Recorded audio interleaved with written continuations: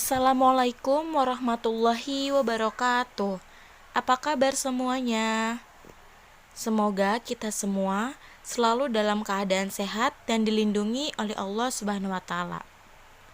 Baik, sebelum memasuki pembelajaran, alangkah baiknya kita berdoa terlebih dahulu. Berdoa dimulai. Berdoa selesai.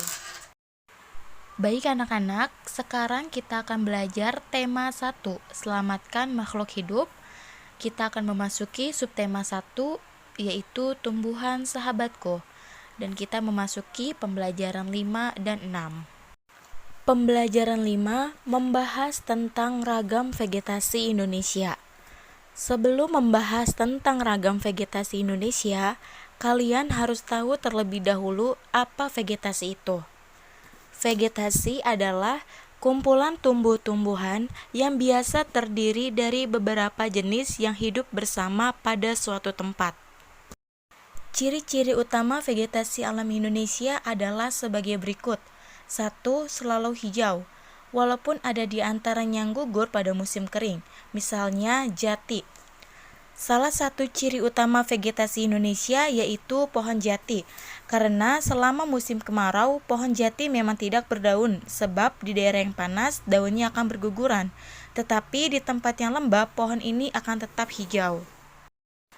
Yang kedua, jumlah spesiesnya banyak dan jumlah tipe endemiknya pun relatif besar. Spesies ini bisa dikatakan sebagai jenis, sedangkan endemik ini bisa dikatakan sebagai populasi. Jika disatukan atau diartikan yaitu berarti jumlah jenisnya banyak dan jumlah tipe populasinya pun relatif besar. Yang ketiga, terdapat banyak tumbuhan epifit dan tumbuhan memanjat, misalnya rotan. Yang dimaksud dengan tumbuhan epifit adalah tumbuhan yang tumbuh dengan cara menumpang pada tumbuhan lain sebagai tempat hidupnya. Yang keempat, di daerah hutan hujan tropis, terdapat jenis tumbuhan yang menghasilkan getah, misalnya getah perca. Getah perca ini memiliki banyak manfaat untuk manusia, yaitu seperti obat-obatan untuk mengobati luka atau penyakit lain seperti cacar. Secara garis besar, vegetasi alam di Indonesia dapat dibagi menjadi 4 kelompok besar, yaitu sebagai berikut. 1. Vegetasi hutan hujan tropis. Hutan hujan tropis merupakan hutan yang lebat dan hutan dengan jenis tumbuhan yang paling kaya dan beraneka ragam dibandingkan dengan jenis hutan lainnya. Yang kedua, vegetasi hutan musim. Hutan musim ini memiliki ciri khas yaitu dengan pohonnya jarang, saat musim kemarau daunnya berguguran, tetapi saat musim hujan daunnya bersemi. Yang ketiga, vegetasi hutan bakau. Hutan bakau ini tumbuh dan bertahan di air payau sampai air laut. Oleh sebab itu, tumbuhan ini dipengaruhi oleh pasang surut air laut.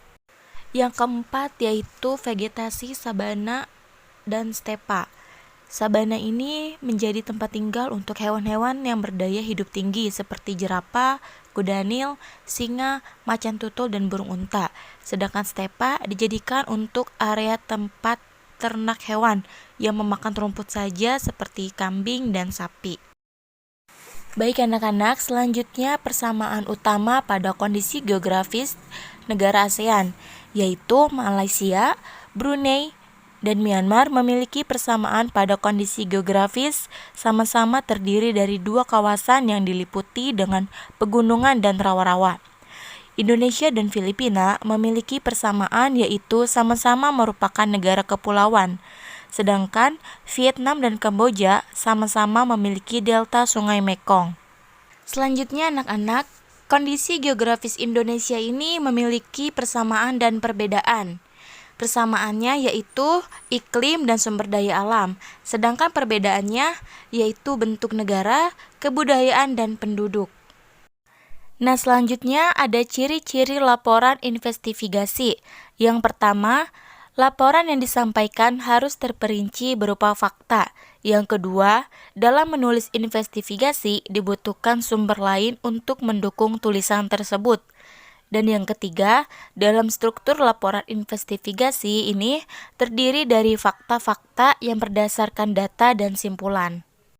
Baik anak-anak, selanjutnya langkah-langkah membuat patung dari plastisin tepung. Yaitu yang pertama, kita siapkan dulu plastisin beberapa warna. Yang kedua, kita lunakkan plastisin tersebut dengan tangan kita. Yang ketiga, buat bagian tubuh. Dan selanjutnya, kita buat rangka semua bagian tubuh. Nah, plastisin ini yaitu mainan yang bisa dibentuk sesuai keinginan, serta memiliki manfaat dalam melatih motorik halus. Baik anak-anak, untuk selanjutnya kita memasuki pembelajaran 6, tumbuhan penyelamat kehidupan. Penyebab keadaan lingkungan yang tidak layak mendukung kehidupan adalah polusi udara. Hal ini diakibatkan karena kurangnya tumbuh-tumbuhan hijau di sekitar kita. Nah, anak-anak, jadi terjadinya pencemaran polusi udara ini diakibatkan karena adanya gas atau partikel yang menutupi permukaan daun, sehingga daun tersebut tidak tumbuh dengan sehat. Banyaknya polusi udara ikut memberikan dampak pada semakin parahnya pemanasan global. Hal ini menyebabkan cuaca tidak menentu dan memicu terjadinya bencana alam. Jika kita tidak menanam tumbuhan, maka akan mudah adanya bencana alam, seperti banjir dan tanah longsor. Oleh sebab itu, kita semua wajib menanam tumbuhan agar dapat terhindar dari berbagai bencana. Selanjutnya, peduli dan mencintai lingkungan merupakan bagian dari sikap cinta tanah air. Sikap peduli lingkungan adalah sikap positif dalam menjaga dan mempertahankan kualitas dan kelestarian lingkungan. Jadi anak-anak, peduli terhadap lingkungan ini selain bagian dari cinta tanah air, ia juga merupakan akhlak terpuji, yang dimana kita harus merawat suatu benda dengan baik, begitupun dengan tumbuhan. Kita harus menjaga tumbuhan dengan baik dengan menjadikannya seperti sahabat kita sendiri. Kita harus merawatnya sebagai tanda cinta tanah air. Berikut adalah contoh kegiatan menjaga kelestarian lingkungan terkait tumbuhan. 1. Melakukan reboisasi. Baik anak-anak, reboisasi ini yaitu menanam kembali hutan yang sudah gundul atau tandus. Nah, kegiatan ini dilakukan akibat penebangan atau bencana alam. Yang kedua, merawat tanaman yang hampir punah. Seperti apa sih merawat tanaman yang hampir punah? Nah, jadi anak-anak, merawat tanaman hampir punah itu kita bisa melakukan seperti mengganti pot yang baru atau menjaga kebersihan di sekeliling tumbuhan. Yang ketiga, mengembangkan teknologi perkembangbiakan tanaman. Yang keempat, tidak menebang pohon sembarangan karena dapat menyebabkan bencana alam. Yang kelima, tidak melakukan penggundulan hutan karena kesuburan tanah dapat menurun. Yang keenam, mengolah tanah dengan cara yang baik. Yang ketujuh, melakukan potisasi di rumah seperti kita melakukan penanaman di rumah. Yang kedelapan, memanfaatkan lahan di rumah atau di sekolah. Yang kesembilan, tidak memberikan zat-zat yang berbahaya bagi tumbuhan. Dan yang kesepuluh, menjaga dan melestarikan tanaman yang dilindungi. Selain itu anak-anak, cinta pada lingkungan juga termasuk Pancasila yang ketiga, yakni Persatuan Indonesia. Kita sebagai warga negara harus menerapkan nilai-nilai Pancasila terkait cinta lingkungan sebagai bentuk rasa kecintaan kita terhadap negara Indonesia. Dan kita bisa menerapkannya dalam kehidupan sehari-hari, seperti menjaga dan merawat lingkungan di sekitar kita. Oke, selanjutnya anak-anak, ciri-ciri membuat kesimpulan yang baik, yaitu pertama, kita membaca buku atau teks dengan teliti. Kedua, menentukan kalimat utama paragraf. Ketiga, kita menentukan ide pokok paragraf. Yang keempat, kita menentukan informasi yang penting setiap paragraf. Alhamdulillah, pembelajaran 5 dan 6 sudah Miss bahas. Semoga kalian bisa mengerti dan memahami apa yang Miss jelaskan tadi. Dan untuk tugasnya, kalian buka halaman 61 sampai 64. Kalian kerjakan yang uji kompetensi 1. Untuk tugasnya bisa kalian kirim ke Classroom jika sudah selesai.